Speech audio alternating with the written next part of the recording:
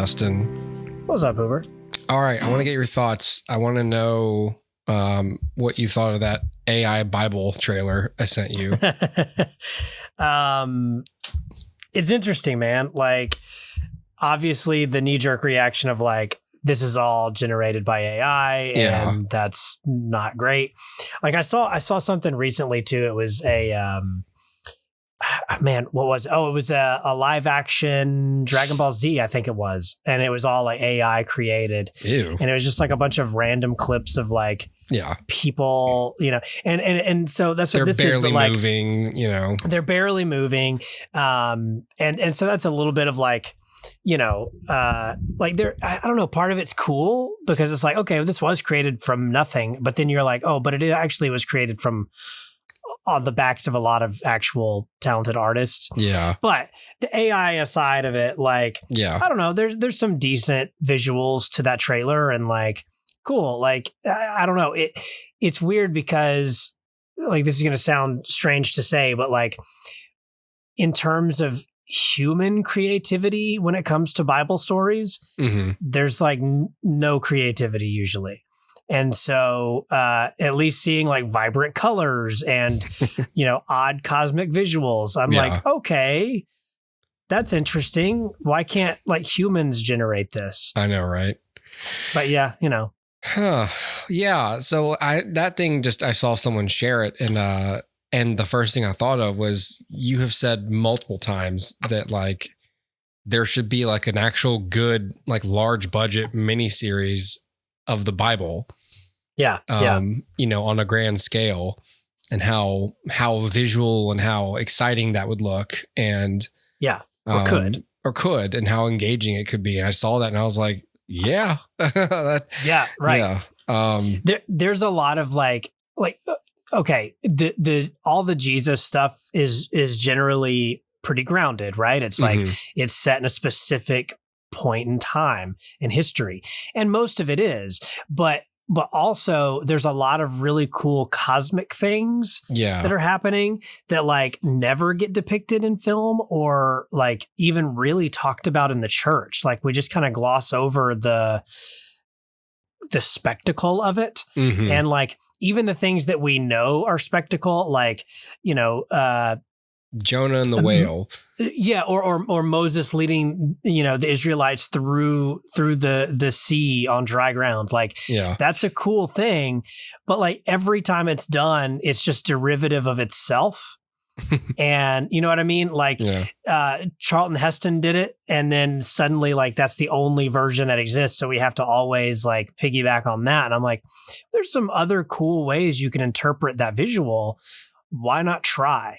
Or like, you know, like I said, the cosmic stuff is kind of cool. Like the idea of, you know, of everything from nothing is like, that's a really, really cool thing that like, you know, there's nothing and then suddenly everything. How and what does the visual of that look like? And, you know, it's if you could take the expansion of the universe and scrub back through time to like that fixed point when it all began. What would that look like? And like, we don't think about that. I don't know what kind of budget, what kind of director would take. Like the immediate vibes I got off that trailer was like, unfortunately, was like Zack Snyder. You know, it was sure, yeah. You know, and it's weird. That's the general feeling of those AI things because, like you said, it's like limited motion and it's like slow mo and very like, slow, very colorful, very like abstract.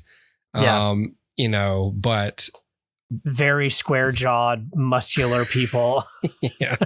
Jesus, jacked Jesus, idealized. Yeah, everything's idealized. Yeah. Jesus is flexing extra hard on the cross. Like, they make him carry the cross, but it's no big deal. He's just like he's like just another ruck for Jesus. All right. I guess you could say it's CrossFit. Hey. Oh. Ba-bum. Oh, that was a good joke. It just hurts me to to even to admit it, give it attention and for my brain. Okay. Well, all right. This is the Wild Robot episode.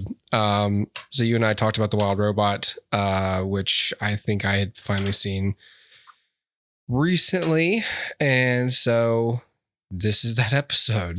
So I hope everyone will please enjoy the Wild Robot. I love that you did that like every Nintendo Direct. It's always, what's his name, Iwata or something, and he's like, "Please enjoy," and then like a trailer starts. Like what? Like the conference, like I'm at D23 or something. Yes, please enjoy. and then please enjoy, and then suddenly the Pikmin, Animal Crossing, whatever it is. Yeah, Pikmin. Dustin, let's talk about the Wild Robot. Let's do it. Incident report. At 0300 hours, a number of Universal Dynamics robots were lost in a typhoon. Chance of recovery is unlikely.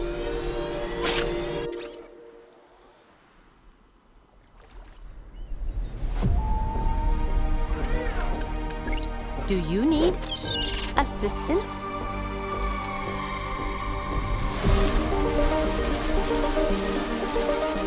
Aggression detected. I see your problem.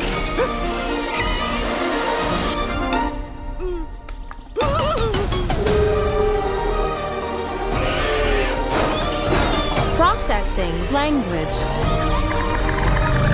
You need to learn how things work on this island.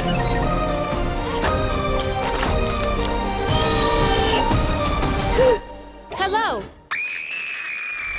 Goslings imprint on the first thing they see. Which would be you? You're his mother now. I do not have the programming. No one does. He needs to swim and fly. Swimming's easy. I can teach him the way my mom taught me. Swim! He's a runt. His chances aren't super good. I will protect him. He's got to leave this island by fall. Right, Bill? It is more dangerous for him than anyone else. But he has a chance. If where his wings end, his heart can pay the balance. You are not easy to find. You are defective. I feel fine. You should not feel anything at all. Mom? No! Sometimes, to survive, we must become more than we were programmed to be. I will protect all of you. You are ordered to return home. I am already home, and I am a wild robot. All right, so this is written and directed by Chris Sanders, who directed things like How to Train Your Dragon, Lilo and Stitch, other fun things, The Croods, and now the Wild Robot.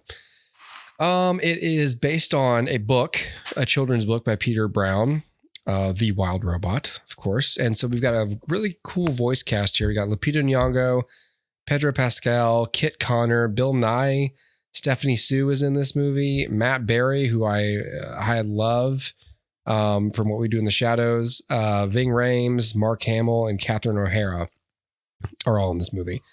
So It's a film where a robot, a humanoid, I don't know, just a all-purpose robot, really. Is the container ship that is carrying them crashes in a storm, and it washes up on this island in the northwest somewhere. And the Wikipedia says it's Oregon. I always thought it was like British Columbia, but whatever, up there. And and the one unit, Rosum Unit 7134, otherwise known as Roz, survives, is accidentally turned on by the animals, and searches for a task to complete. And along the way, she learns the animal's language, and she, well, I guess I could tell you like the inciting incident, basically. Like she's constantly attacked by animals or hit or, subject to the weather. And she's running from a grizzly bear, and she falls into and crushes a nest of geese, basically. And all of the birds and eggs are destroyed except for one. And so somebody gives it a task, like, you now should be responsible for raising that gosling. And so, nourish him, teach him to swim, teach him how to fly. So she's like, okay, I now have a task. And so the movie is her raising her son, effectively, Bright Bill, with the help of this fox named Fink, voiced by Pedro Pascal, who helps her, for other reasons that we'll find out later. Yeah, that's the plot of the movie. Dustin, what did you think of this one? I think I ultimately gave this 3.5 stars. I think it's fine. It's a little better than fine, but it's not great. To me, it feels disjointed. It feels like 3 distinct stories that are kind of stacked on top of each other. I can break those apart if we want to talk spoilers, but it feels like 3 distinct stories. And so to me, it makes it feel disjointed. And the most interesting story comes in its third act. And so had the first 2 acts been as engaging as that last act, I think it would have been a much better film. But as it is, I found myself really, really having to force myself to keep watching because I just didn't feel like there was enough narrative thrust. And because the story kept changing, to me, my interest level kept changing. And so it did not feel like a causation type of movie, like character makes choice, then there's a reaction to that choice that was made. Instead, it feels more like, and then this happens, and then this happens, and then this happens, and then this happens. And to me, that's just an inherently less interesting way of telling a story. I do think it's well designed and well directed. I'm not a huge fan of some of the cast choices. I just think some of them are kind of uninspired, but for me, the main thing is just that disjointed feeling leading to a sort of a overall apathy for the film from me. And yeah, by the end, it certainly, like, that last act saves it a little bit, but for me, like, it had already done its damage. So it's more probably a 3-star film, but I give it that extra half star for its artistry. I think it's really well done. So yeah, there's that. But as far as things I really liked about it, again, I liked the character designs, and I thought that Roz is a really well-designed character with a lot of appeal. And I think Lupita Nyong'o does a really great job voicing Roz. I wish that maybe there was a little, I feel like everybody was a little underwritten here. I like Pedro Pascal, but I think that Fink was just kind of like, and Cartoon Fox, he's a crazy guy. And I'm like, okay, well, fine. He's a con man, whatever, that we've seen a million times from Cartoon Foxes. He's, but for me, had they gone an extra layer, I would have liked it better. But I do like the 2 of them in the roles. I just wish there was more to them. And yeah, I mean, Ving Rhames, Mark Hamill, like you said, Bill Nye, all of these actors do a great job with what they're given. maybe I just wish there was a little more. I think the score is really good. I think this is a score that I would listen to. So I appreciate that. And I think Chris Sanders has a really good eye for cinematography and, for creating these memorable characters, which Roz, I think, certainly is. Now, is she as marketable as Stitch? Absolutely not.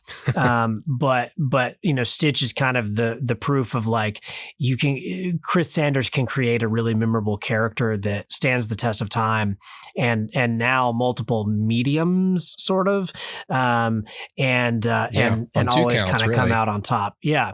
So I enjoy Chris Sanders' work, and I think for the most part it's well done here. I just think that script needs some work. Okay. I loved the movie. Great. I was, thank you.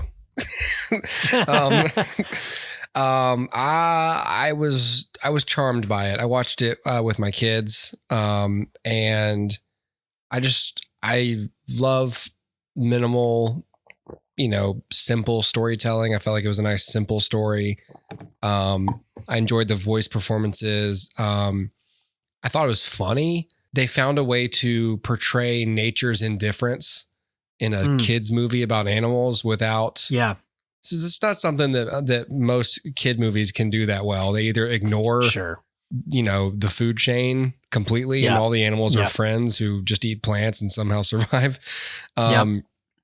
Or they, I'm not saying they have to go like full Werner Herzog and like, have them completely preying on each other. But several animals die or are nearly killed in this movie, and it's treated with either seriousness or just completely like, oh, okay. I can see lots of executives being like, oh, kids don't want to see that. But it's like, that's kind of cool. They found a way to do that. For me, it was really a heartwarming story. And I guess I do agree that it's uneven, because most of the film is this very it's like a family story really more than anything. And then the third act is all about what's supposed to happen to Roz. And it kind of switches genres at that point. It becomes a little bit more like thriller and action, science fiction based, But it was okay for me because I felt like all of that build up with the family drama got me invested in the characters, so that once it's time for them to band together to help her, it feels earned. Although it's one of those, to me, I was like, okay, that's a trade-off I'm willing to take, but no way can say that this movie has like a completely cohesive narrative. Sure. But I really enjoyed the animation. Universal's really knocking it out of the park with this style from Puss in Boots and the bad guys. And it's warranted here because it's a children's book. So this painterly aesthetic really works. And I would watch it again, and I would even own this, I think. Like, I could watch this over and over again with my kids. That was one of the ones I felt like there was a lot here that was for me and not just, not just to entertain kids, Sure. I thought there was sufficient like slapstick, but there was like real relatable parenting jokes. And there's the mother possum.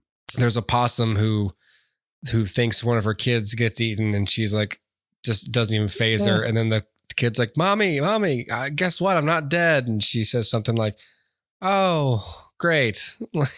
Like, that's funny to me. So yes. This is a family film, not a kids movie, as we say. This is something that's for adults and perhaps best understood by adults, that appeals equally to kids, who just want to see a fun animated story, Right. Sure. Even my son, who normally like leaves when not enough is happening on screen, or when people are kissing, he doesn't like that. Kissing and boring, and Noah is out. He's just I'm out of here. He doesn't like meadows and stories where like we're going to talk about our feelings or come together or apologize or things like that. He's like, well, what? He's like Homer Simpson. He's just like boring, boring. Yeah. And just leaves. Yeah. No, it even appealed to him. So yeah, I would give this a high ranking for sure. What was this on Peacock? Yeah.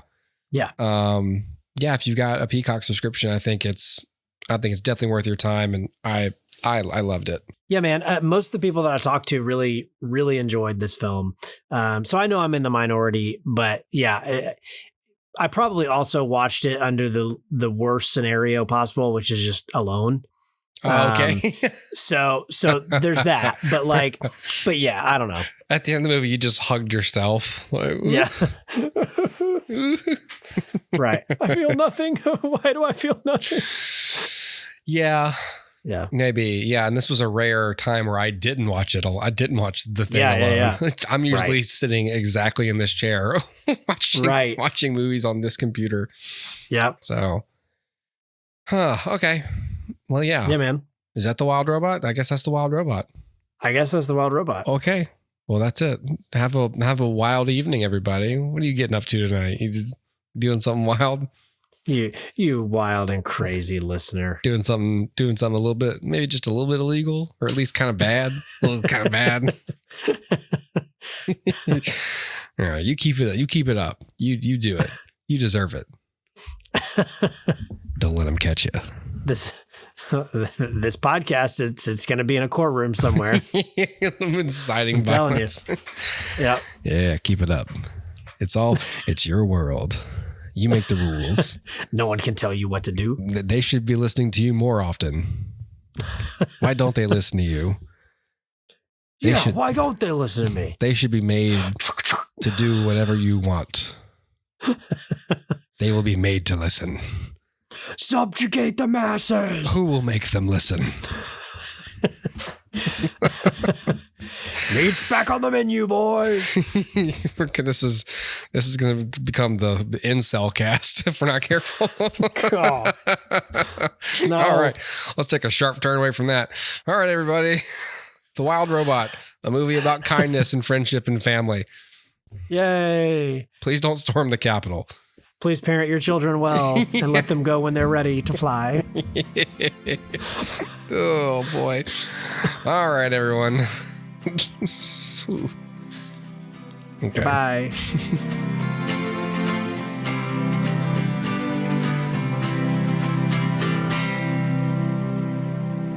Accidentally turned on by the animals.